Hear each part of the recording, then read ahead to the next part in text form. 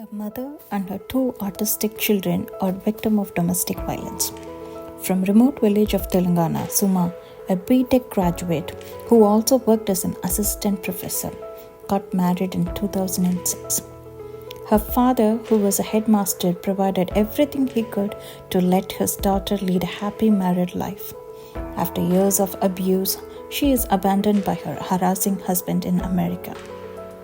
Department of Child Safety took custody of her children as they are victim of domestic violence.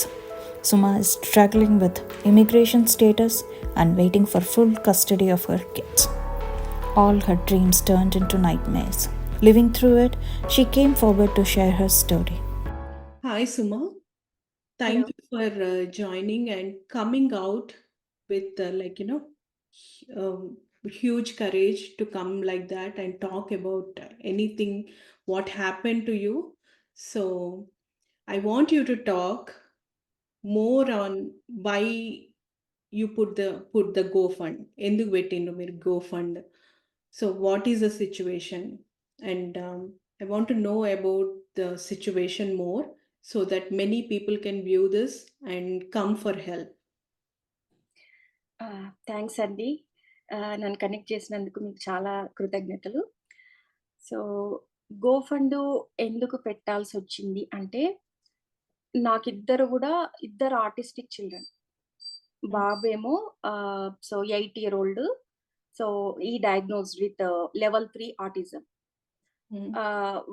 వాడికేంటంటే high need care. ఇంకా వాడిని 24/7 monitor చేయాలి. అంత high need care అన్నమాట.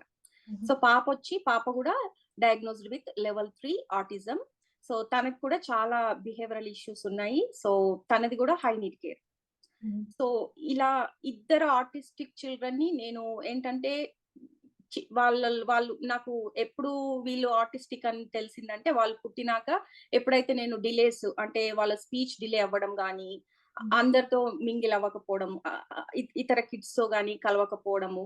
So ఇలాంటి so ఎప్పుడైతే నేను ఈ డిలేస్ అయితే ఎప్పుడు నోటీస్ చేశానో అప్పుడు నేను డాక్టర్ దగ్గరికి వెళ్ళడము, వాళ్ళని ఎవల్యూషన్ చేపించడము, దాంతో వాళ్ళు ఆర్టిస్టిక్ అని వాళ్ళు కన్ఫర్మ్ చేశారు.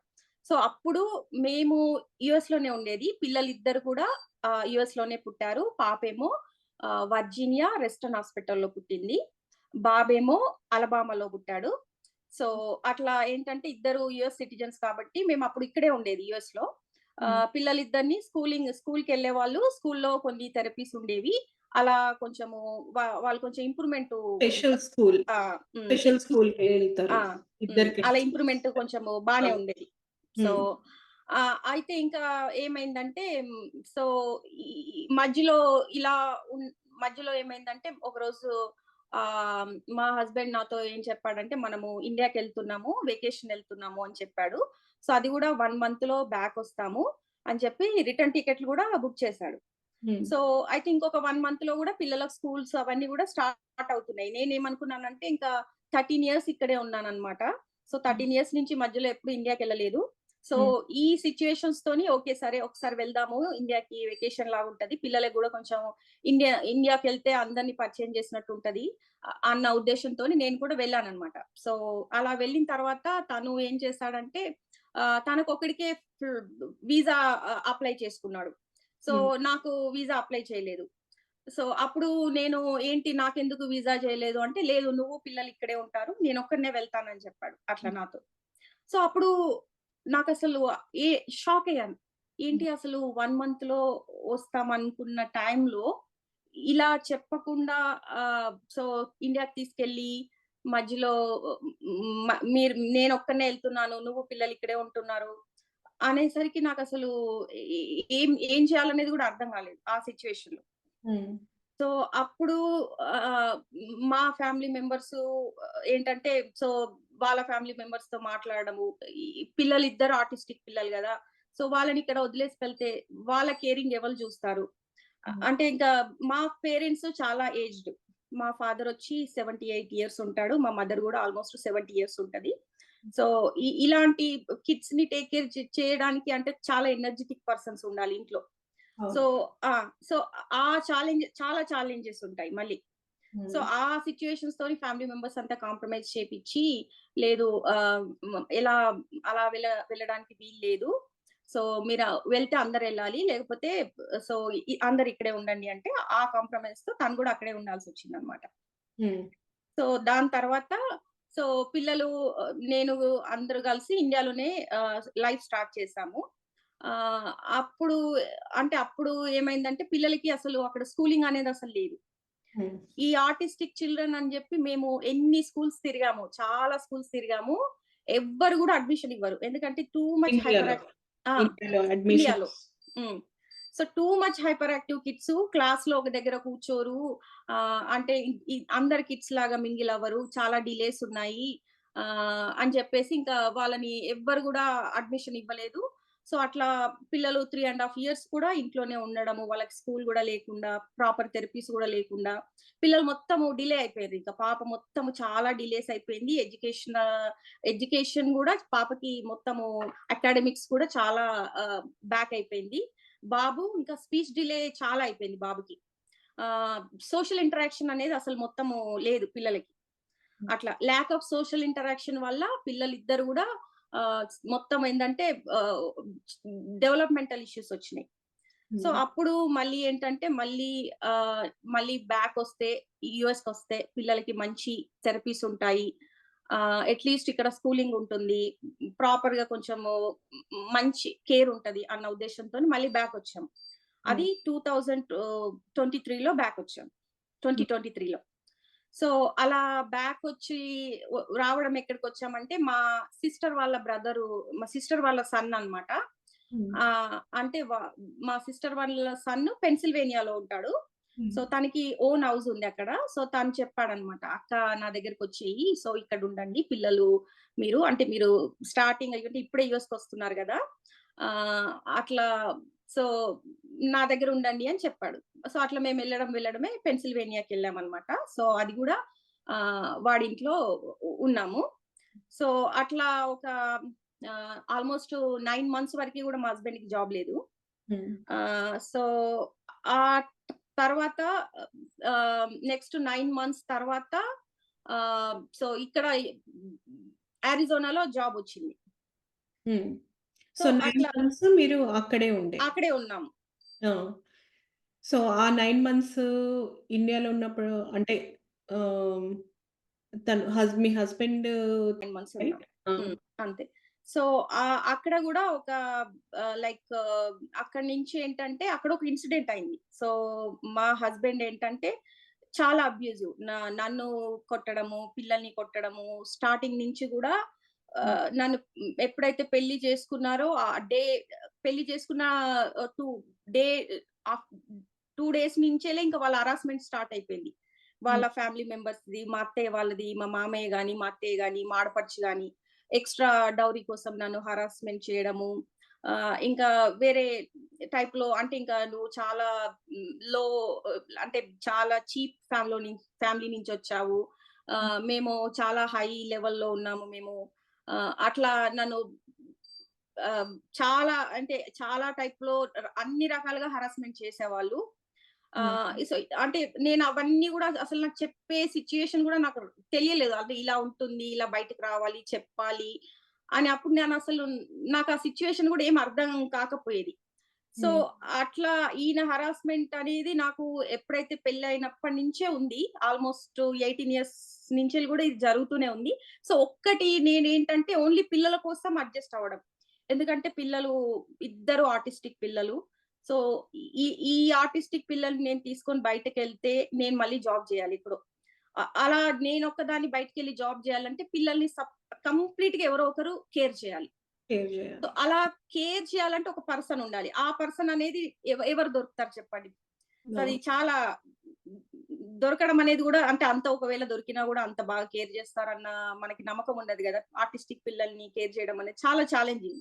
ఏమన్నా చేసినా గూడా దే కెనాట్ ఆ! కమ్యూనికేట్ లేదు. హ్మ్. అదే వాళ్ళు చెప్పలేరు గదా! ఇలా జరుగుతుంది అని చెప్పే సిట్యుయేషన్ గూడా వాళ్ళకి తెలియదు లేదు. పిల్లలకి. సో అందుకని కంప్లీట్‌గా ఏందంటే నేను ఎలక్ట్రానిక్స్ అండ్ కమ్యూనికేషన్ ఇంజినీరింగ్ జేశాను. ఇంకా ఆహ్, ఇండియాలో గూడా ఉన్నప్పుడు నేను అసిస్టెంట్ ప్రొఫెసర్‌గా పనిజేశాను ఇంజినీరింగ్ కాలేజ్‌లో. ఆయన తర్వాత ఇక్కడ యూఎస్‌లో గూడా క్వాలిటీ అనలిస్ట్‌గా గూడా చేశాను నేను. ఆటోమేషన్ మాన్యువల్ టెస్టర్‌గా గూడా చేశాను. అంటే నా క్వాలిఫికేషన్స్ ఉన్నా గూడా నా కెరియర్‌ని నా పిల్లల కోసం నేను సాక్రిఫై చేసుకున్నాను. అంటే నా ఓకే. ఫస్ట్ ప్రయారిటీ ఏందంటే నా పిల్లలు. నా పిల్లలు వాళ్ళని ఒక ఒక వాళ్ళనేంటంటే ఒక సెల్ఫ్ సస్టైన్డ్‌గా చేయాలి. వాళ్ళ వాళ్ళ కాళ్ళ మీద వాళ్ళు నిలబడాలి. అది నా మెయిన్ ఇంటెన్షన్. సో, దాని హ్మ్. కోసం అని జెప్పి నా కెరియర్‌ని గూడా నేను సాక్రిఫై చేసుకొని పిల్లల కోసమే మొత్తం నా లైఫ్‌ని ఆహ్, హ్మ్. మొత్తం వాళ్ళకే డెడికేట్ చేయడము అట్లా చేసుకున్నాను. సో, ఆ సిట్యుయేషన్‌లో ఏంటంటే నేను అప్పుడు పెన్సిల్వేనియాలో ఉన్నప్పుడు గూడా ఈయన చాలా హరాస్మెంట్ చేసేవాడు. నా మీద, పిల్లల మీద గూడా. పిల్లల్ని నన్ను కొట్టడం గూడా. తన పేరు మీద ఎన్ని చేశాడో తెలియదు. నా పేరు మీద చాలా క్రెడిట్ కార్డ్స్ ఓపెన్ చేశాడు. హ్మ్. అవి నాకు తెలియకుండానే నా ఎస్ఎస్ఎన్ వాడుకొని, హ్మ్. నాకు తెలియకుండానే క్రెడిట్ కార్డ్స్ ఓపెన్ చేసుకొని, వాటిని యూజ్ చేసి మొత్తం బ్యాంక్రప్సీ చేశాడు. ఓహ్! మీ పేరు ఆల్‌మోస్ట్ మీద గూడా క్రెడిట్ నా నా కార్డ్స్ పేరు మీద గూడా వాడేసిండు. క్రెడిట్ కార్డ్స్ వాడాను. నా ఎస్ఎస్ఎన్ తీసుకొని నాకసలేం తెలిసేది గాదు. ఆ ఫైనాన్షియల్ గురించి ఆ టైంలో నాకసలు ఏమైతుంది? ఏందనేది గూడా తెలిసేది గాదు. ఇప్పుడు మేమిక్కడ జాబొచ్చింది. జాబొచ్చిన తర్వాత జాబొచ్చింది. మీరు అరిజోనా ఎళ్ళిండ్రు. అరిజోనా వెళ్ళాను. ఆ! జాబొచ్చిన తర్వాత ఈయనేం జేశాడంటే, మళ్ళీ స్టార్ట్ జేశాడు. మళ్ళీ హరాస్మెంట్. నన్ను కొట్టడము, పిల్లల్ని కొట్టడము, అబ్యూజివ్‌గా వెరీ అబ్యూజివ్ లాంగ్వేజ్ ఉంటదది. అది ఏంటంటే ఇంకా అది వింటే ఇంకా మనుషులు గూడా వినలేరనమాట. సో, మళ్ళీ ఒక ఇల్లు తీసుకున్నాం ఇక్కడ. మళ్ళీ కొత్త లైఫ్ స్టార్ట్ చేశాము. సేమ్ హరాస్మెంట్ చేయడము, నన్ను కొట్టడము, పిల్లల్ని కొట్టడము, వర్బల్ చాలా లాంగ్వేజ్ అంటే చెప్పాడు గదా! తను ఎంత వర్బల్‌గా వర్బల్ లాంగ్వేజ్ ఎలా ఉంటదంటే, ఇంక అది మనం వినలేమన్నట్టు. అంత ఘోరంగా ఉంటది ఆ లాంగ్వేజ్. సో, అలా చేస్తుంటే మేము ఒక ప్రైవేట్ హౌస్‌లో రెంటల్‌కుంటున్నామనమాట. సో, హ్మ్. వాళ్ళు చూసారు. చూసి ఏదో సంథింగ్ ఈస్ గోయింగ్ ఆన్. ఇంట్లో ఏదో అయితుంది. అంటే తన హస్బెండ్ ఎప్పుడు గూడా సౌండ్స్ అన్నీ విన్నట్టున్నారు ప్రాబ్లమ్స్ ఉంటాయి. నేబర్స్. వాళ్ళు ఆ! గూడా నోటీస్ చేసి వాళ్ళు గూడా కంప్లెయింట్ ఇచ్చారు. సో, హ్మ్. సో, ఆ కంప్లెయింట్ గూడా ఉంది. పోలీసుల దగ్గర డొమెస్టిక్ వయలెన్స్ అయితున్నట్టుగా కంప్లెయింట్ కూడా ఉంది. సో, హ్మ్. ఇంకొక రోజు ఏమైందంటే అది గూడా 2:00 అయితుంది నైట్. హ్మ్. మార్నింగ్ పిల్లలు స్కూల్‌కెళ్ళాలి. తను నా మీద బాగా అరుచుకుంటూ వచ్చి నన్ను విపరీతంగా కొట్టి పడేసాడు. కింద పడేసాడు. హ్మ్. మా పాప ఏడుస్తుంది. బాబు వాడు పడుకున్నోడు లేసి మొత్తం ఏడుస్తున్నాడు. పడుకున్నోడు లేసి ఏడుస్తున్నాడు. అప్పుడు నాకు ఆ సిట్యుయేషన్‌లో ఏం చేయాలో అర్థం కాలేదు. అర్థం కాక నేను 911 కాల్ చేశాను. హ్మ్. అయితే ఇంకా కాప్స్ వచ్చారు ఇంటికి. అప్పుడు నైట్ 2:30కేమో వచ్చినట్టున్నారు. కాప్స్ వచ్చారు. హ్మ్. వచ్చాక చూసారు. ఏంటి ఏమైతుంది అని జెప్పి ఆయనని బయటకు పంపించారు. నేను లోపలున్నాను. నన్ను అడిగారు బయట. ఏమైతుంది అని చెప్పి అడిగితే, నేను మళ్ళీ ఏంటంటే నేను కొంచెం భయపడ్డాను. మళ్ళీ హ్మ్. ఏమన్నా కంప్లెయింట్ ఇస్తే, మళ్ళీ తనని ఏమన్నా లీగల్‌గా తీసుకెళ్తే వాళ్ళు, నేను పిల్లలు ఏంటి సిట్యుయేషను? నాకు జాబ్ లేదు. హ్మ్. నాకు వర్క్ పర్మిట్ లేదు. నేను హెచ్-4 డిపెండెంట్ వీసా కిందున్నా. ఇప్పటికిప్పుడు ఆయనని జైలుకి తీసుకెళ్ళి ఒకవేళ తీసుకెళ్తే నాకు నేను బయటికెళ్ళి జాబ్ చేసే సిట్యుయేషన్ గూడా నాకు లేదు. హ్మ్. ఆహ్, ఈ పిల్లలు ఆర్టిస్టిక్ పిల్లలు గదా! సో, ఇక్కడ నాకు ఇప్పుడు ఇండియాలో ఉంటే ఇప్పుడు మా అక్క వాళ్ళు నాకు హెల్ప్ చేస్తారు. ఇక్కడ నాకెవ్వరు హెల్ప్ చేసేవాళ్ళు గూడా ఎవరు లేరు గదా! హ్మ్. సో, ఆ సిట్యుయేషన్స్‌తోని నేనేం చెప్పానంటే కాప్స్‌కి లేదు ఏం జరగట్లేదు ఇంట్లో. జస్ట్ ఒక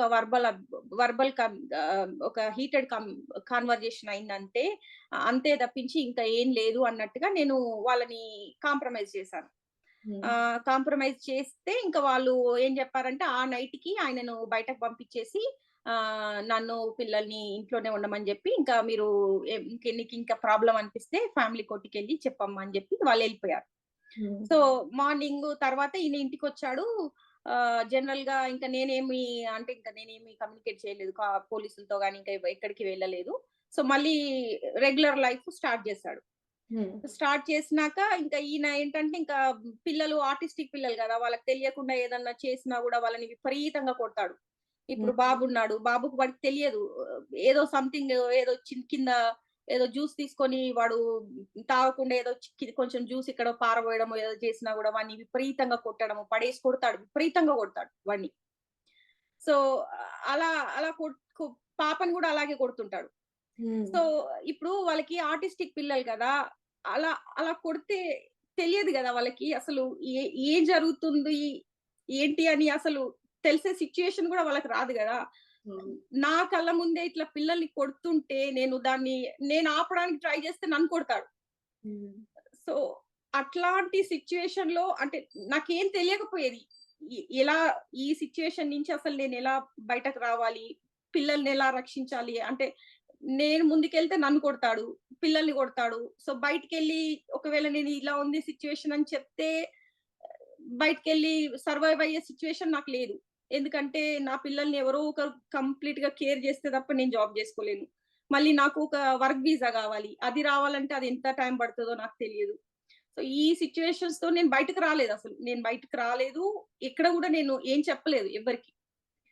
సో అట్లా నెక్స్ట్ ఏమైందంటే ఈ వీళ్ళకి ఈ డొమెస్టిక్ వయలెన్స్ కంప్లెయింట్ కాప్స్ దగ్గర ఉంది ఆల్రెడీ. ఎందుకంటే ఏదో సంథింగ్ వయలెన్స్ అయితున్నట్టు వాళ్ళు తీసుకున్నారు.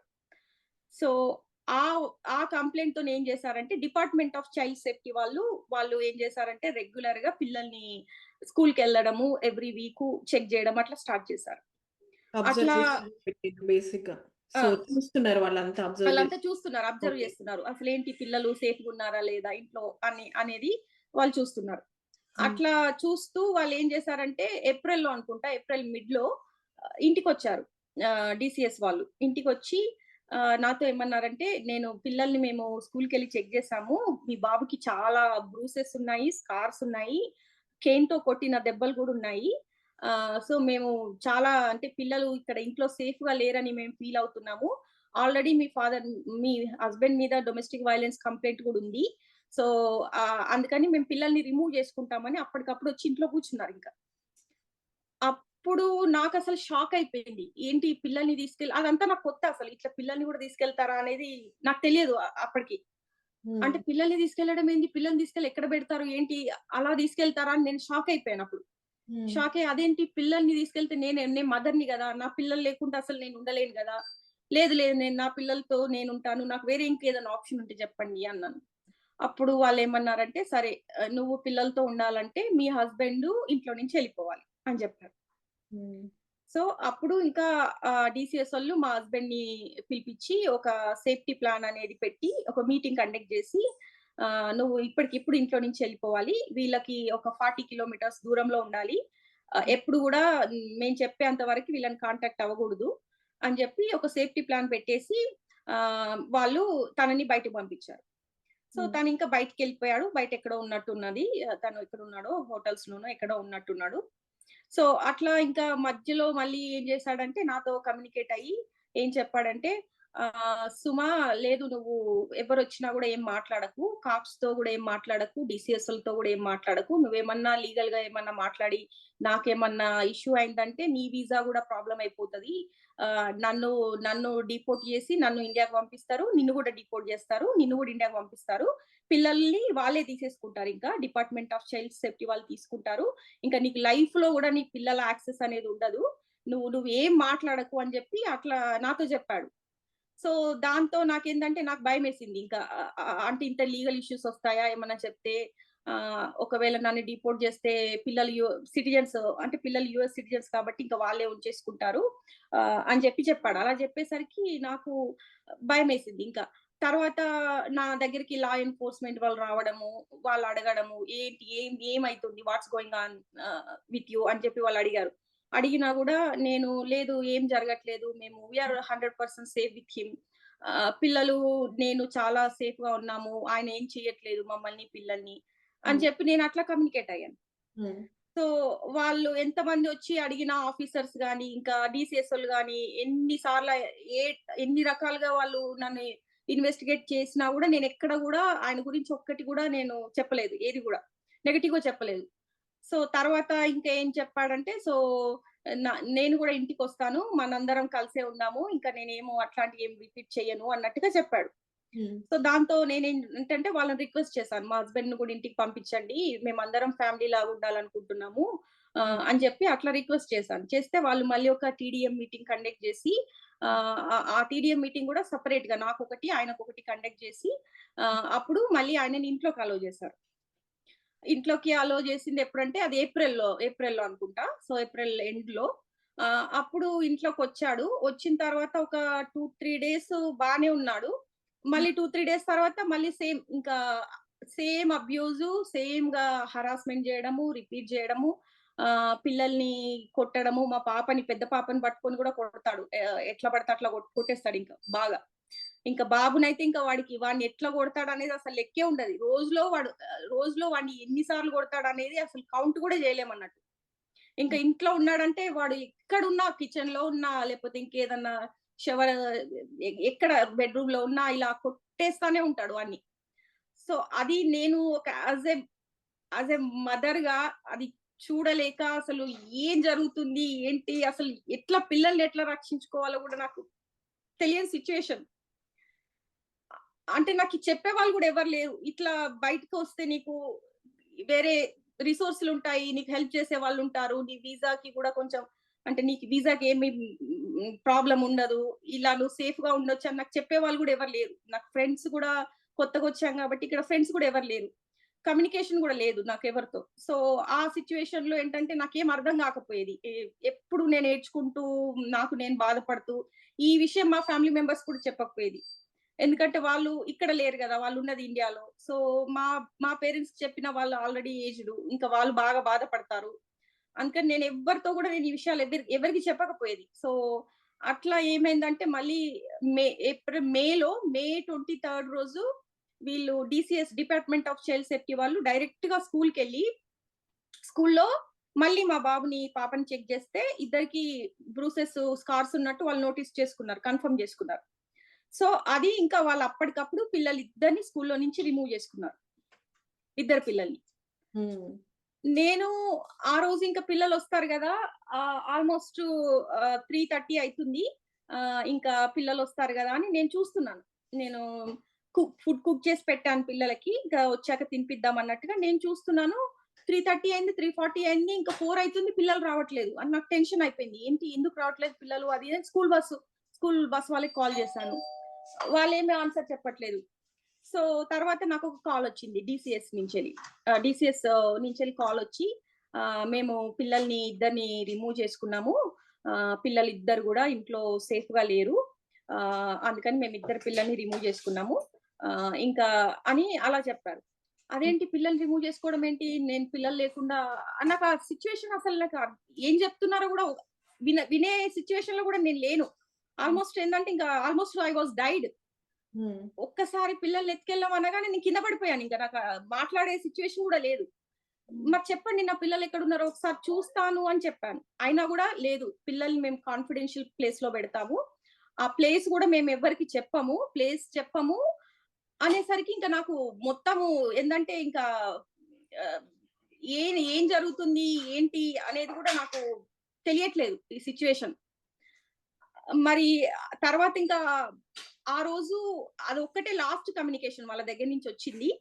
హ్మ్. తర్వాత మధ్యలో ఏమైందంటే 4 డేస్ లాంగ్ వీకెండ్ వచ్చింది.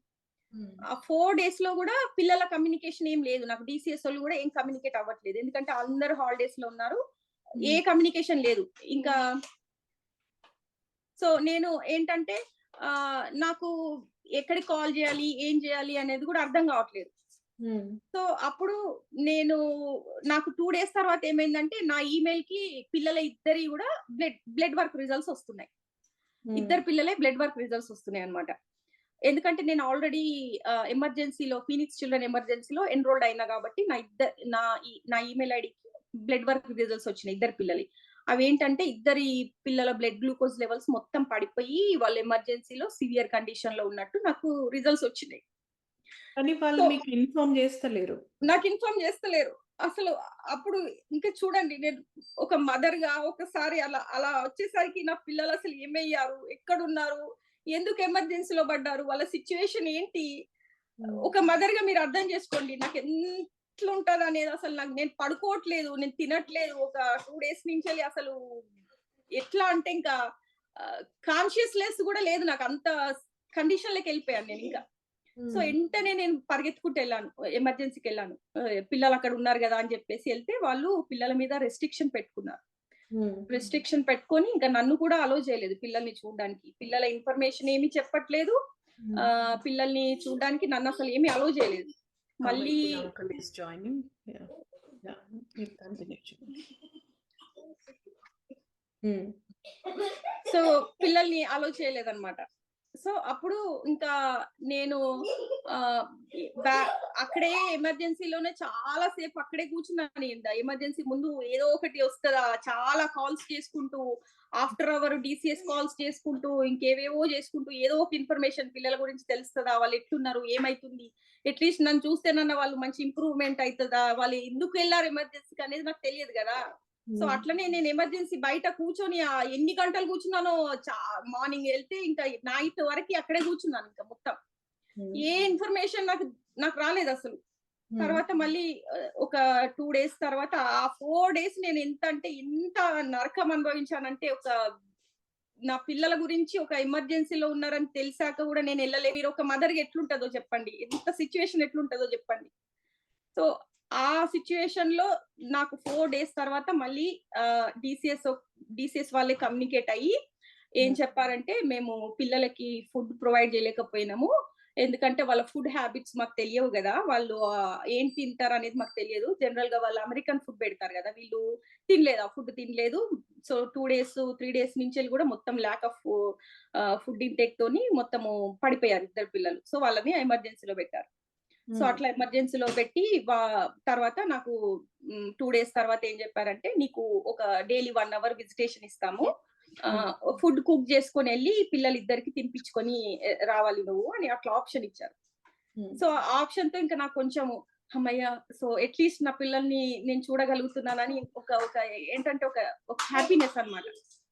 ఆ హ్యాపీనెస్‌తో నేను ఫుడ్ కుక్ చేసుకొని ఎంటనే ఇంకా తీసుకెళ్ళి చూసాను. ఆ ఫస్ట్ రోజు ఇద్దరు పిల్లలంటంటే చాలా చాలా సివియర్ కండిషన్‌లో ఉన్నారు మొత్తం. పాప బెడ్ పైన పడుకొనుంది. బాబు బెడ్ పైన ఉన్నాడు. అసలు చూడట్లేదు వాళ్ళు. నేనొచ్చినాక ఒక్కసారి నన్ను చూసి రికగ్నైజ్ చేసి మమ్మ మమ్మ అనుకుంట దగ్గరకొచ్చారు ఇద్దరు పిల్లలు గూడా. అప్పుడసలు ఆ సిట్యుయేషన్ ఏంటంటే అసలు చాలా దగ్గరకొచ్చి మమ్మ నేను ఇంటికొస్తాను మమ్మ, మమ్మ అని ఏడుస్తుంది. పాప ఏడుస్తుంది. బాబు దగ్గరకొచ్చి పట్టుకొని ఏడుస్తున్నాడు. ఆళ్ళిచ్చిన టైం గూడా 1 అవరే. ఆ 1 అవర్‌లోనే మళ్ళీ నేనెళ్ళాలి. ఇంకా టైం అయిపోతది. ఇంక వాళ్ళు పంపించేస్తారు. ఆ టైంలోనే ఇంకేదో కొంచెం ఫుడ్ ఫీడ్ చేశాను ఇద్దరు పిల్లలకి. సో, వాళ్ళు పాపకి నేను ఇంటికొస్తా అని అంటుంది తను. కానీ ఏదో ఒకటి చెప్పేసి ఇంకా బయటకొచ్చాను. అది ఇంకా ఇలా ఆహ్, ఏంటంటే అట్‌లీస్ట్ ఒక 1 అవర్ విజిటేషన్ ఇచ్చారు గదా నాకు. అది ఒక కొంచెం హ్యాపీనెస్ అనిపిచ్చింది నాకు. నేను పిల్లల్ని అట్‌లీస్ట్ రోజులో 1 అవర్ చూడగలుగుతున్నాను అన్న సంతోషం అన్నమాట అది. సో, అట్లా నేను డైలీ వెళ్ళడము, పిల్లలకి ఫుడ్ కుక్ చేసుకొని ఎళ్ళడము, తినిపిచ్చడం అట్లా స్టార్ట్ అయింది. సో, తర్వాత వీళ్ళు ఏం చేశారంటే డీసీఎస్ వాళ్ళు పిల్లల్ని తీసుకున్నాక వాళ్ళు 5 డేస్ కంటే ఎక్కువ ఉంచుకోరాదు. సో, అందుకని వాళ్ళు ఆహ్, ఆ 5 డేస్ తర్వాత ఒక మీటింగ్ కండక్ట్ చేశారు. TDM meeting. దాంట్లో వాళ్ళేం చెప్పారంటే, పిల్లల్ని ఇచ్చేది ఇవ్వండి పేరెంట్స్‌కి చెప్తారు. కానీ అందులో వాళ్ళు కంక్లూడ్ ఏం చేశారంటే, మేము పిల్లల్ని ఇవ్వము అని చెప్పేసి వాళ్ళు కంక్లూడ్ చేసేసి డిపెండెన్సీ ఫైల్ చేసుకున్నారు. అది ఎలా ఫైల్ చేసుకున్నారంటే కోర్ట్‌లో డిపెండెన్సీ ఫైల్ చేసుకున్నారు. ఎలా చేసుకున్నారంటే, mother is unable to take care the children's needs because of the father's domestic violence అని వాళ్ళు కేస్ ఫైల్ చేసుకున్నారు. అంటే మదరు తనని తను రక్షించుకోలేకపోతుంది, పిల్లల్ని రక్షించలేకపోతుంది అన్నట్టుగా వాళ్ళు అందుకని మేము పిల్లల్ని రిమూవ్ చేసుకున్నాము. పిల్లలు ఇంట్లో సేఫ్‌గా లేరు అని వాళ్ళు కోర్ట్‌కి పెట్టుకున్నారు ఇంక వాళ్ళు. సో, అప్పుడు ఆ సిట్యుయేషన్‌లో నా తరపున వాదించుకోవడానికి నాకొక అటార్నీ కావాల్సొచ్చింది. సో, అటార్నీ ఫీస్ గూడా ఇక్కడ చాలా హై అమౌంట్ ఉంటాయి గదా! సో, దానికోసమని కూడా నేను కొంచెం లోకల్ తెలుగు ఆర్గనైజేషన్ వాళ్ళని రీచ్ అవ్వడము. అప్పుడు వాళ్ళు కొంచెం ఫండ్స్ గూడా కలెక్ట్ జేసి నాకివ్వడము. అట్లా ఆ సిట్యుయేషన్‌లో గూడా నేను అప్పుడంతా మీ హస్బెండ్ మీతోనే ఉన్నారా? అప్పుడంతా నాతోనే ఉన్నాడు. కాకపోతే ఏదో బయట అందరితో కమ్యూనికేట్ అవ్వుకుంటూ చెప్తున్నాడు. బయటకేదో కొంచెం చెప్తున్నాడు. ఏదో నేను బాధపడుతున్నట్టు అట్లా ఫీలింగ్స్ ఎక్స్‌ప్రెస్ చేస్తున్నాడు గానీ, లోపల మాత్రము ఆయనకి ఎలాంటి ఫీలింగ్స్ నేను చూడలేదు. పిల్లలెళ్లారన్న బాధ లేదు. అట్‌లీస్ట్ నేనిట్లా బాధపడుతున్నానన్న బాధ లేదు. అది బయట మాత్రము వేరే వాళ్ళతో కమ్యూనికేట్ అయినప్పుడు ఏదో ఎక్స్‌ప్రెస్ చేస్తున్నాడు. అట్లా. సో, అప్పుడు నేను అటార్నీని పెట్టుకొని ఆహ్, సో, అట్లా కొంచెం ఫండ్స్ కలెక్ట్ చేసుకోవడం వల్ల కొంచెం ఫండ్స్ తీసుకొని నేను గూడా అటార్నీని పెట్టుకొని సెపరేట్ అటార్నీలు మొత్తం నాకొక అటార్నీ, పిల్లలకొక అటార్నీ అట్లా పెట్టుకొని హియరింగ్స్ స్టార్ట్ అయ్యాయి. ఎవ్రీ 6 డేస్‌కొక హియరింగు, 10 డేస్‌కు, 15 డేస్‌కి అట్లా హియరింగ్స్ అన్నీ కంటిన్యూ అవుతున్నాయి. ఆ హియరింగ్‌లో నేను పిల్లల్ని ఇవ్వమని అడుగుతున్నాను. వాళ్ళేమో మేమివ్వము, పిల్లలు ఇంట్లో సేఫ్‌గా లేరు అని చెప్పి వాళ్ళు అంటున్నారు. సో, ఆ సిట్యుయేషను ఇంకా అది కంటిన్యూ అయితనే ఉంది. నాకు పిల్లల కోసం నేను ఎంత ట్రై జేయాలో అంత అటార్నీతో కమ్యూనికేట్ అవుతూ ట్రై జేయడము అట్లా అదొక ప్రాసెస్ ఒక 1 మంత్ వరకి నడిచింది. సో, ఒకరోజు ఏమైందంటే నేను పిల్లల్ని చూడడానికి గ్రూప్ హోమ్‌కెళ్ళాను. బాబుని ఫుడ్ తినిపించడానికెళ్తే గ్రూప్ హోమ్‌లో ఏంటంటే group home people take care చేయట్లేదు బాబుని సరిగ్గా. బాబు వెళ్ళేసరికి డియోడరెంట్ తింటున్నాడు. ఒకటో డియోడరెంట్ తిన్నాడు, రెండోది తిన్నాడు. అసలు వాళ్ళేం కేర్ చేయట్లేదు. అది నాకేంటంటే షాక్ ఇంకా. ఏంటి ఇలా వీడు డియోడరెంట్ తింటున్నారు, ఇంతమందున్నారు వీళ్ళు చూడట్లేదు అని చెప్పి అప్పుడే ఇమ్మీడియేట్‌గా నేను నోటీస్ చేసి వాడిని తీసుకొని ఆ గ్రూప్ హోమోలతో కలుపుకొని వాడిని తీసుకొని నేను ఎమర్జెన్సీకి తీసుకెళ్ళాను బాబుని. అప్పుడు ఈ సో, ఎమర్జెన్సీకెళ్ళి ఇంకా బాబు సేఫ్ అన్నాక మళ్ళీ తీసుకొచ్చి గ్రూప్ హోమ్‌లో డ్రాప్ చేసి వచ్చానన్నమాట. సో, ఈ ఇన్సిడెంట్ కూడా నేను అటార్నీకి చెప్పాను. ఇట్లుంది గ్రూప్ హోమ్ సిట్యుయేషన్ అని చెప్పి. తర్వాత గూడా ఇంకొక రోజు నేను గ్రూప్ హోమ్‌కెళ్ళినప్పుడు వాడు గ్రూప్ హోమ్‌లో మడ్ తింటున్నాడు. అసలు వాళ్ళేం కేర్ చేయట్లేదు. వాడు క్లాత్స్ లేకుండా మొత్తం మడ్ తింటున్నాడు బయట. అది వాళ్ళేం చూడట్లేదసలు.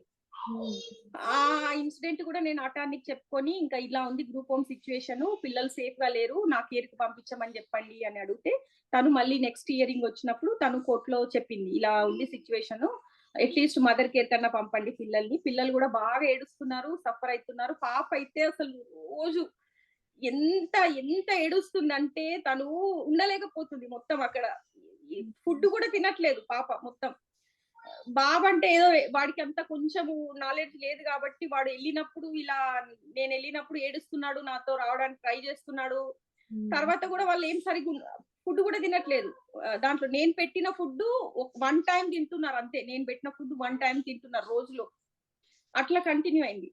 సో, అయితే ఇంకా తర్వాత ఇంకా లాస్ట్ హియరింగ్‌లో కంక్లూడ్ ఏమొచ్చిందంటే, సరే పిల్లల్ని మదర్ కేర్‌కిస్తాము. కాకపోతే ఫాదర్ ఇంట్లో ఉండగూడదు. తీసుకెళ్తే ఫాదర్ బయటకెళ్తే పిల్లల్ని మదర్ కేర్‌కిస్తామని చెప్పారు. అలా ఆ కాంప్రమైజ్‌తో పిల్లలిద్దరిని గూడా నాకు జులైలో నా కేర్‌కిచ్చారు ఇద్దరు పిల్లల్ని. సో, ఇచ్చాక ఇద్దరు పిల్లలు నా కేర్‌కిచ్చారు. వాళ్ళొక సేఫ్టీ ప్లాన్ బెట్టారు. ఎప్పుడు గూడా నువ్వు మీ వైఫ్‌ని గాని, పిల్లల్ని గాని కలవగూడదు. వాళ్ళ దగ్గరికి వెళ్ళగూడదు. ఎప్పుడు వెళ్ళాలంటే ఓన్లీ డీసీఎస్ హ్మ్. ఎవరైతే వాళ్ళతో ఉంటారో ఆ టైంలో మాత్రమే నువ్వు విజిట్ జేయాలని జెప్పి వాళ్ళొక సేఫ్టీ ప్లాన్ ఇచ్చి ఇంకా పిల్లల్ని బ్యాక్ ఇచ్చారు. సో, ఇన్ ద మీన్ టైమ్‌లో గూడా ఇయరింగ్స్ అన్నీ నడుస్తూనే ఉన్నాయి. ఎందుకంటే ఇంకా నాకు ఓన్లీ పిల్లల్ని ఏంటంటే ఫిజికల్ కస్టడీ మాత్రమే ఇచ్చిర్రు. లీగల్ రైట్స్ ఇవ్వలేదు పిల్లలవి. సో, దాంతోనేంటంటే ఇంకా హియరింగ్స్ కంటిన్యూ అయితూనే ఉన్నాయి. ఇంకా హియరింగ్స్ ఎప్పటి వరకు ఉన్నాయంటే నెక్స్ట్ ఇయర్ వరకి కూడా ఉన్నాయి ఇంకా హియరింగ్స్. ఎవ్రీ మంత్ ఉంటాయి హియరింగ్స్. ఎవ్రీ మంత్ ఇలా నెక్స్ట్ ఇయర్ 2025 వరకు ఉన్నాయి హియరింగ్స్. అట్లా ఎవ్రీ హియరింగ్ నేను అటెండ్ అవ్వుకుంటూ మళ్ళీ తనేం చేశాడంటే మా హస్బెండ్, "నువ్వు మళ్ళీ నా గురించి ఇంకేమన్నా చెప్పి ఏమన్నా చేస్తే మళ్ళీ నీది ఇదే సిట్యుయేషన్. నువ్వెంత సఫర్ అయ్యావో తెలుసు కదా నీకు. పిల్లలు నీ నీ దగ్గర నుంచి 1 ½ మంత్ ఎళ్ళిపోతే నువ్వెంత సఫర్ అయ్యావో తెలుసు కదా! ఇప్పుడు నా నా నాకేమన్నా అయ్యి నన్నేమన్నా అంటే నా లీగల్‌గా నాకేదన్నా ప్రాబ్లమ్ అయితే, నీ వీసాది గూడా ఏమన్నా ప్రాబ్లమ్ అయ్యి నిన్ను డీపోర్ట్ చేసిండ్రంటే, నీ పిల్లలు మొత్తం నీకెప్పుడు లైఫ్‌లో కనిపించరు." అని అలా అలా నన్ను థ్రెటన్ చేసిండు బాగా. అది గూడా ఇంకేం చెప్పాడంటే, ఇంకేమన్నా గూడా చెప్తే నాకు ఇండియాలో మీ పేరెంట్స్ ఉన్నారు. మీ ఫ్యామిలీ మెంబర్స్ ఉన్నారు. సో, వాళ్ళని ఏం జేయాలో అది జేస్తాను. నాకు చాలా నెట్‌వర్క్ ఉంది ఇండియాలో.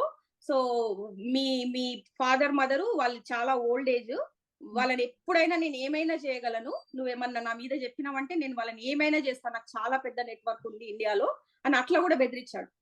సో, ఈ 2 సిట్యుయేషన్‌లతోని నేనేంటంటే ఇంక నేను బయటకు కోర్ట్‌లో గూడా నేను అటార్నీకి గూడా నేనేం చెప్పలేకపోయినా. ఎందుకంటే బాగా నన్ను థ్రెటన్ చేశాడు. ఈ 2 విషయాలలో బాగా థ్రెటన్ చేయడం వల్ల నేను అటార్నీకి గూడా ఏం చెప్పుకోలేకపోయినా. సో, అప్పుడు ఏమైందంటే మళ్ళీ ఏం చెప్పాడంటే మళ్ళీ సో, అంటే అందరం కలిసి ఉండేలాగానే నువ్వు కమ్యూనికేట్ అవ్వు అని చెప్పాడు నాతో. అప్పుడు నేనేమన్నా అంటే మళ్ళీ మా హస్బెండ్‌ని ఇంటికి పంపించండి. మేము ఒక ఫ్యామిలీ లాగా ఉండాలనుకుంటున్నాము అని చెప్పి మళ్ళీ నేను వాళ్ళతో అన్ని కోర్ట్ హియరింగ్‌లలో గూడా చెప్పుకుంటూ కమ్యూనికేట్ అవుతూ సో, ఏంటంటే మీకు వీసా స్టేటస్ పోతది. పిల్లల్ని వీసా స్టార్టప్ తీసుకుంటారు. పోతది. ఆ! నిన్ను డిపోర్ట్ జేస్తారు. నాది గూడా వీసా పోతే నాది డిపెండెంట్ వీసా గదా! నువ్వు డిపోర్ట్ అయినావంటే ఇంకా పిల్లలు నీకు ఎప్పటికీ నీ లైఫ్ లో ఎప్పుడు దక్కరు నీకు, ఇంకా నువ్వు ఎప్పుడు చూడలేవు పిల్లల్ని, వాళ్ళే ఉంచేసుకుంటారు అని అలా భయపెట్టాడు నన్ను. సో అలా భయపెట్టాడు. ప్లస్ మా ఫ్యామిలీ మెంబర్స్ ని కూడా నేను ఏదైనా, నీ ఫ్యామిలీ మెంబర్స్ ఇండియాలో ఉన్నారు, మీ మదరు ఫాదరు వాళ్ళ ఓల్డ్ ఏజ్, వాళ్ళని కూడా నేను ఏమైనా చేయగలను, నాకు చాలా నెట్వర్క్ ఉంది, ఎంత ఒక్క నిమిషం పని నాకు ఇండియాలో ఏదైనా చేయొచ్చు, మర్డర్ చేసైనా ఇట్లా తిరగొచ్చు రోడ్ల మీద. అదే అంత ఇండియాలో ఎలా ఉంటాడంటే తను ఇంకా ఏది చేసినా నడుస్తది, ఇంకా తనని ఇండియాలో ఏ పోలీసులు ఏం చేయలేరు, ఏ గవర్నమెంట్ ఏం చేయలేదు అన్నట్టుగా అంత కాన్ఫిడెంట్ గా ఉంటాడన్నమాట. ఓకే. సో అట్లా నన్ను భయపెట్టించాడు. ఈ 2 సిట్యుయేషన్‌లతోని ఇంకా నేను ఎక్కడ మాట్లాడలేకపోయినా. నేను మీటింగ్‌లలో గాని, కోర్ట్‌లో గాని ఎవ్వరికి మళ్ళీ పోయి చెప్పిండ్రా? మళ్ళీ కలిసుంటాము అనేసి? మళ్ళీ కలుసుంటామని మళ్ళీ చెప్పాను కోర్ట్‌లో. మళ్ళీ నెక్స్ట్ హియరింగ్‌లలో తర్వాత 2 హియరింగ్స్ వచ్చినాయి. ఆ 2 హియరింగ్‌లలో కూడా మళ్ళీ కలుసుంటామనే చెప్పాను నేను. సో అట్లా చెప్పడం వల్ల ఏందంటే, మరి పంపండి మా హస్బెండ్‌ని, మేమందరం ఫ్యామిలీ లాగా కలిసుంటాము అని చెప్పాను అలా. సో అలా చెప్తే ఏమన్నారంటే, వాళ్ళు సేఫ్‌గా ఫీల్ అవ్వట్లేదు. ఎందుకంటే ఏదో సంథింగ్ అయితుంది, పిల్లలకి స్కార్స్ ఉన్నాయి, దెబ్బలున్నాయి, పిల్లలు ఇంట్లో సేఫ్‌గా లేరు, ఈమేదో భయపడుతుంది అని ఆల్రెడీ వాళ్ళు కోర్ట్ డాక్యుమెంట్‌లో రాసుకున్నారు. మదరు దేనికో కొంచెం భయపడుతుంది, వీసా సిట్యుయేషనో, ఇమిగ్రేషన్ సిట్యుయేషనో అని చెప్పి ఏదో భయపడుతుంది. మీకు చూపిస్తాను, మీకు కోర్ట్ డాక్యుమెంట్ చూపిస్తాను. అందులో క్లియర్ గా వాళ్ళు రాసుకున్నారనమాట. దేనికోసమో భయపడుతుంది, ఏదో చెప్పలేకపోతుంది అన్నట్టుగా వాళ్ళు రాసుకున్నారు. ఈ విషయంలో వాళ్ళు కన్విన్స్ అవ్వట్లేదు. తనని ఇంటికి పంపమంటే కూడా వాళ్ళు కన్విన్స్ అవ్వట్లేదు.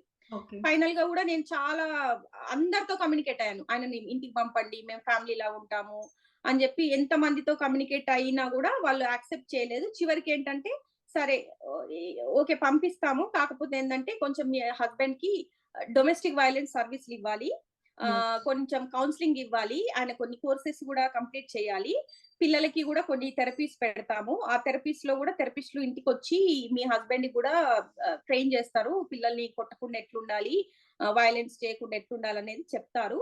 సో ఇవన్నీ స్కెడ్యూల్ అయిన తర్వాత అప్పుడు మీ హస్బెండ్ ఇంటికి రావచ్చు అని చెప్పారు. సో అది ఏంటంటే ఇంకా ఈ మంత్ లో అన్ని స్కెడ్యూల్ అయిపోయినాయి ఆల్మోస్ట్. లాస్ట్ మంత్ ఆగస్ట్ లో ఏం చేశాడంటే, నేను కాల్ చేస్తున్నాను, ఒక రోజు కాల్ చేశాను, లిఫ్ట్ చేయట్లేదు, మొత్తం ఏం లిఫ్ట్ చేయట్లేదు, నాకు కమ్యూనికేషన్ ఏమి ఇవ్వట్లేదు. సో అప్పుడు నేను టెన్షన్ పడిపోయాను, ఏంటి కమ్యూనికేషన్ ఇవ్వట్లేదు, మరి ఏమైంది ఏంటి అని పోలీసులకు కంప్లైంట్ చేశాను. మిస్సింగ్, మా హస్బెండ్ మిస్సింగ్ అని కంప్లైంట్ చేశాను. చాంద్లర్ పోలీస్ స్టేషన్ లో కంప్లైంట్ ఇచ్చాను. వాళ్ళు కూడా కాల్ చేశారు, వాళ్ళకు కూడా ఏం కమ్యూనికేషన్ ఇవ్వలేదు తను. అప్పుడు నాకు ఒక ఫ్రెండ్ అడ్వైజ్ చేశాడు, నువ్వు I-94 చెక్ చేస్తే తెలుస్తుంది తను ఎక్కడ ఉన్నాడు అనేది. అంటే నేను I-94 చెక్ చేస్తే తను ఇండియాలో ఉన్నట్టు తెలిసింది నాకు. ఇక్కడ నుంచి వెళ్ళిపోయాడు, 12th రోజు వెళ్ళిపోయాడు, ఆగస్ట్ 12th రోజు వెళ్ళిపోయాడు, ఇండియాలో ఉన్నట్టు నాకు తెలిసింది. సో అప్పుడు ఏంటంటే ఇంకా ఇండియాకి వెళ్ళిపోయిందని అర్థమైపోయింది నాకు. అప్పుడు నేను మా ఫ్యామిలీ మెంబర్స్ అందరికి చెప్పాను, ఇట్లా ఇండియాకి వచ్చేసాడు, వదిలేసి అబాండెంట్ గా వదిలేసి వచ్చాడు, కమ్యూనికేషన్ ఏమి ఇవ్వట్లేదు, నాకు మొత్తం ఏంటంటే నా దాంట్లో 0 బ్యాలెన్స్ పెట్టేసి వెళ్ళాడు. జాయింట్ అకౌంట్ ఒక్కటే జాయింట్ అకౌంట్ ఉంటది, ఎందుకంటే నన్ను బ్యాంక్రప్సీ చేశాడు కదా, దాంతో నాకు ఎవ్వరు బ్యాంక్ అకౌంట్లు ఇవ్వలేదు. ఎన్ని బ్యాంకులకు వెళ్ళినా నేను SSN ఇవ్వగానే డిక్లైన్ అయిపోతుంది, బ్యాంక్ అకౌంట్ ఇవ్వట్లేదు బ్యాంక్రప్సీతోని. ప్లస్ ఏంటంటే ఎవిక్షన్ కూడా పెట్టాడు, ఎవిక్షన్ హిస్టరీ ఉంది, బ్యాంక్రప్సీ ఉంది. సో నేను చాలా బ్యాంకులకు అప్లై చేసుకున్నాం బ్యాంక్ అకౌంట్ కోసం, కానీ ఎవ్వరు కూడా ఇవ్వలేదు. సో అందుకని తనదే ఒక జాయింట్ అకౌంట్ ఉంటే, సో తన జాయింట్ అకౌంటే నేను కూడా వాడుకునేదాన్ని అలా. సో అట్లా ఏం చేశాడంటే 0 బ్యాలెన్స్ మొత్తము ఇట్లా పెట్టేసి ఆయన పారిపోయిండు. అట్లా పాడిపోయాడు. ఇంకా వెళ్లే ముందు కూడా మొత్తము తన జాయింట్ అకౌంట్ లో 0 బ్యాలెన్స్ మొత్తం 0 బ్యాలెన్స్ ఇంకా వదిలేసి వెళ్ళిపోయాడు. ఫైనాన్స్ కూడా ఇంకా ఏం ఇవ్వకుండా వదిలేసి వెళ్ళిపోయాడు అనమాట. సో అప్పుడు ఇండియాకి వెళ్ళిన తర్వాత మా ఫ్యామిలీ మెంబర్స్ కాంటాక్ట్ అయ్యారు, ఏంటి మరి నువ్వు ఇలా వచ్చావు, పిల్లల్ని వదిలేసి వచ్చావు, ఫైనాన్స్ కూడా ఏం ప్రొవైడ్ చేయకుండా వచ్చావు, మరి తను ఎలా సర్వైవ్ అవుతుంది అక్కడ, తనకి వర్క్ వీసా కూడా లేదు కదా, జాబ్ కూడా చేయట్లేదు కదా, తను రెంట్ ఎట్లా పే చేసుకుంటది, పిల్లల ఇన్సూరెన్స్ ఎట్లా పే చేస్తుంది, ఇంకా వాళ్ళని అంటే ఫుడ్ ఎట్లా వాళ్ళకి అని చెప్పి వాళ్ళ ఫ్యామిలీ మెంబర్స్ తో వెళ్ళి అడిగితే, వాళ్ళ ఫ్యామిలీ మెంబర్స్ చాలా అందరి ముందు వాళ్ళ మదరు చాలా అబ్యూజివ్ గా తిట్టింది. అటార్నీ లాయర్ గారు కూడా జాయిన్ అయ్యారు. అంకుల్ మీరు జాయిన్ అవుతారా?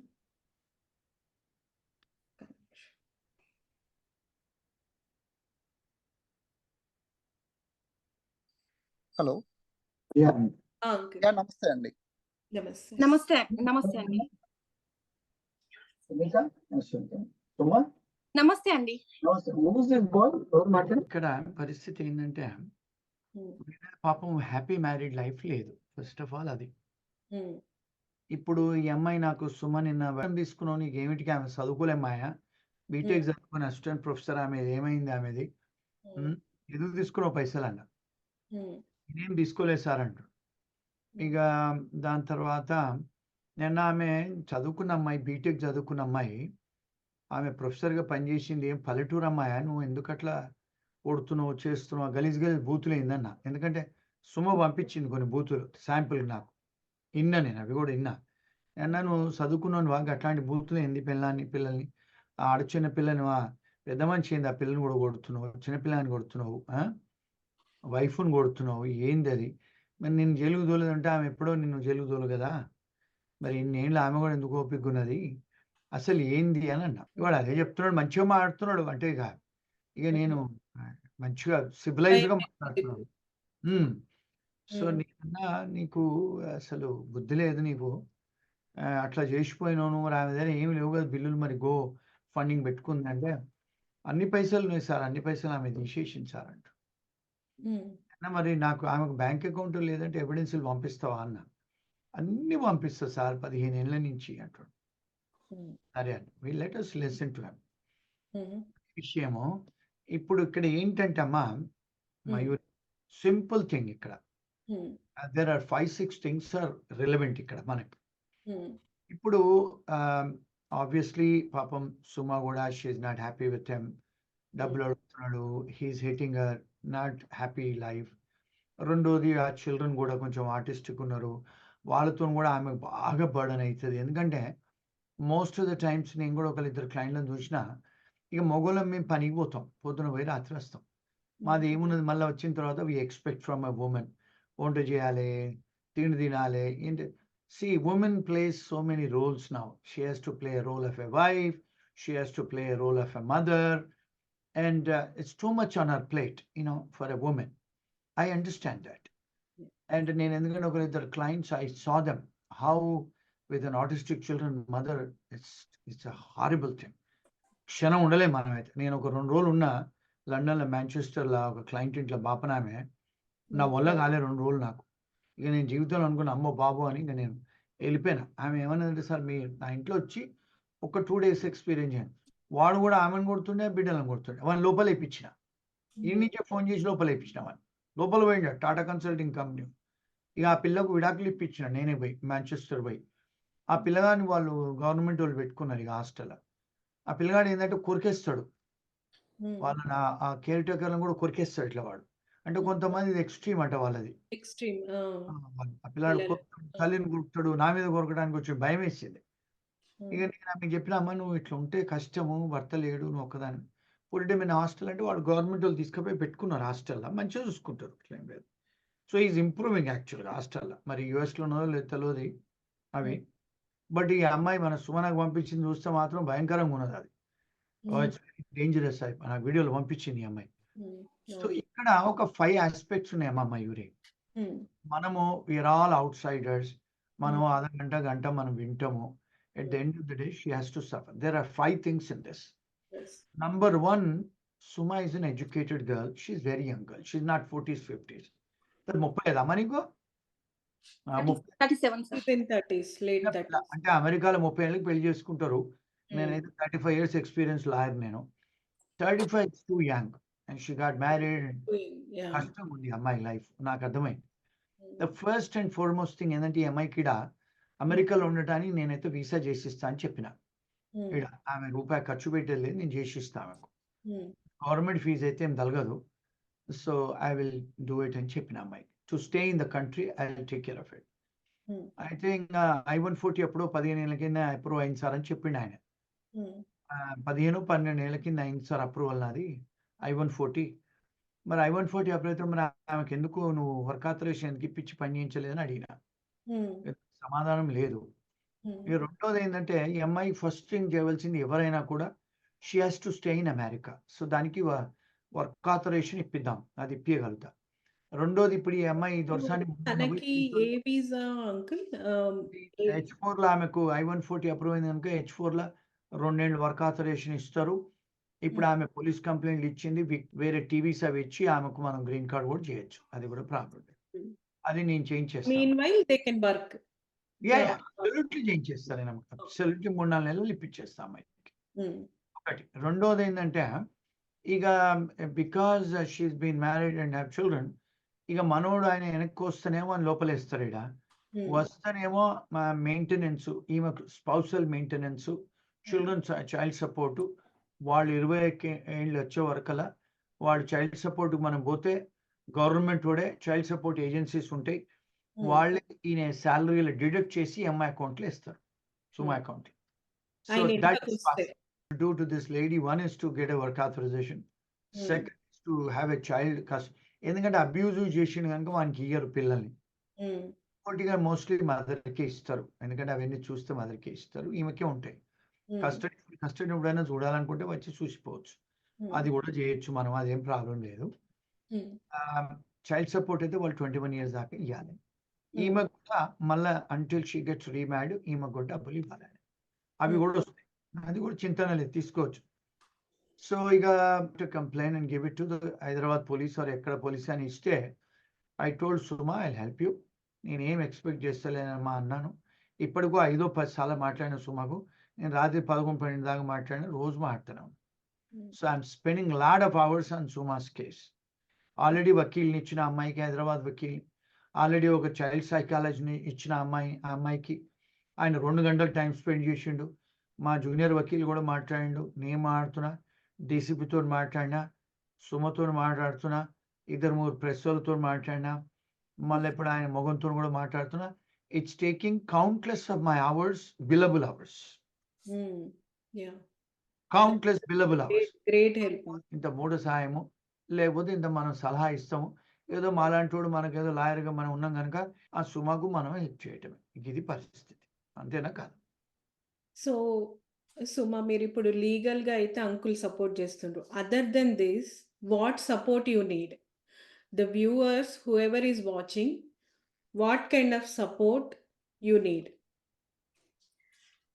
అంటే నాకు ఇక్కడ స్టేబుల్ గా పిల్లలతో నేను నాకు ఒక వర్క్ ఆథరైజేషన్ వచ్చిందంటే నేను ఒక జాబ్ చేసుకుంటూ నా పిల్లల్ని నేను ఫైనాన్షియల్ గా టేక్ కేర్ చేసుకునే సిచ్యువేషన్స్ కి నేను రావాలి. అది ఒకటి. ఇంకోటి ఏంటంటే 2 పిల్లలు కూడా ఆర్టిస్టిక్ పిల్లలు కాబట్టి చాలా ఛాలెంజింగ్ కదా. సో అందుకని ఈ పిల్లలకి ప్రాపర్ థెరపీస్ కావాలి నాకు, పిల్లలకి ప్రాపర్ గైడెన్స్ ఇచ్చేవాళ్ళు. అంటే ఈ పిల్లలకి ఏ టైప్ ఆఫ్ థెరపీస్ ఇస్తే వాళ్ళకి అంటే ప్రాపర్ లైఫ్ వస్తుంది, ఆ టైప్ ఆఫ్ గైడెన్స్ నాకు ఒకటి కావాలి. ఇంకోటి ఏంటంటే నాకు తెలియకుండానే నా SSN వాడుకొని నా పేరు మీద క్రెడిట్ కార్డ్స్ ఓపెన్ చేసుకొని మొత్తం నన్ను బ్యాంక్రప్సీ చేశాడు.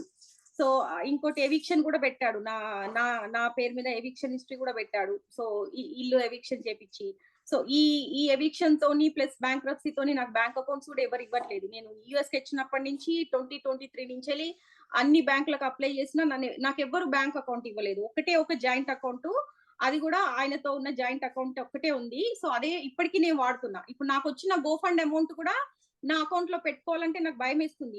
ఇప్పుడు ఆయన జాయింట్ అకౌంట్ లో నేను పెడితే మరి ఆయన మనీ ఎంటీ చేసేస్తే నాకు అది భయం వేస్తుంది. అందుకని నేను గోఫండ్ మనీ కూడా నేను ఇంకా తీయలేదు. నేను బ్యాంక్ అకౌంట్ కోసం బయటకు వెళ్ళి అడుగుతున్నాను, నన్ను ఎవరు కూడా ఇవ్వట్లేదు, బ్యాంక్ అకౌంట్స్ రావట్లేదు. నాకు ఒక బ్యాంక్ అకౌంట్ అనేది కావాలి అట్లీస్ట్ నా గోఫండ్ మనీ పెట్టుకోవడానికన్నా.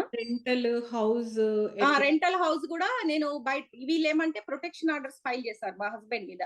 సో ఆ ప్రొటెక్షన్ ఆర్డర్స్ ఫైల్ చేసి DCS వాళ్ళు ఏమంటున్నారంటే, ఈ ప్లేస్ మీ హస్బెండ్ కి తెలుసు, ప్లేస్ కన్సర్న్ ఉంది మాకు, ఎందుకంటే మీ హస్బెండ్ ఎప్పుడైనా రావచ్చు, నిన్ను పిల్లల్ని అటాక్ చేయొచ్చు, అందుకని నువ్వు యాజ్ సూన్ యాజ్ పాసిబుల్ ఈ ప్లేస్ లో నుంచి వెళ్ళిపోవాలి అని వాళ్ళు నాకు లాస్ట్ మంతే చెప్పారు. సో అందుకోసం నేను అపార్ట్మెంట్స్ కోసం వెళ్తుంటే ఎవ్వరు కూడా నాకు అపార్ట్మెంట్స్ ఇవ్వట్లేదు.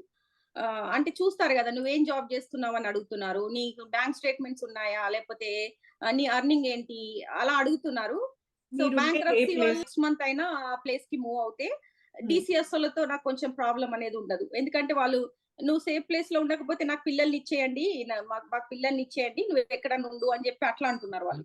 సో అందుకని నేను ప్లేస్ కూడా చూసుకోవాల్సి వస్తుంది, ఎక్కడికి వెళ్ళాలనేది కూడా. నేను ఒక 1 month నుంచి సెర్చ్ చేస్తున్నాను, నాకు ఎవ్వరు కూడా అపార్ట్మెంట్స్ ఇవ్వట్లేదు. సో అది ఒక ప్రాబ్లం ఉంది మెయిన్. ఇప్పుడు ఇన్సూరెన్స్ కూడా నాకు అసలు ఇన్సూరెన్స్ కూడా ఏం లేదు. పిల్లలకి కూడా ఇంత ముందు ప్రైవేట్ ఇన్సూరెన్స్ ఉండేది, సో అది కూడా తను కట్ అయిపోయింది అనుకుంటా, ఇప్పుడు తను వెళ్ళిపోయాడు కదా. సో ఇన్సూరెన్స్ కూడా ప్రాబ్లం ఉంది, అంటే వాళ్ళకి మెడికల్ ఉంటాయి కదా, చాలా మెడికేషన్స్ తీసుకుంటున్నారు. సో థెరపీస్ కూడా అంటే జనరల్ గా ప్రైవేట్ ఇన్సూరెన్స్ నేను ఇచ్చాను అనమాట, దాంతోనే థెరపీస్ కూడా షెడ్యూల్ అయ్యాయి. సో ఇప్పుడు అవి పెండింగ్ లో ఉన్నాయి థెరపీస్ అన్ని కూడా. అది కూడా అంటే కొంచెం ప్రాపర్ గా ఇన్సూరెన్స్ మెయింటైన్ చేసుకోవాలి, సో హౌసింగ్ మెయింటైన్ చేసుకోవాలి. ఈ ఛాలెంజెస్ కూడా ఉన్నాయి నాకు. So viewers, whoever can help Suma in any way, so please help. So thank you so much, Suma, for coming and sharing all your insights.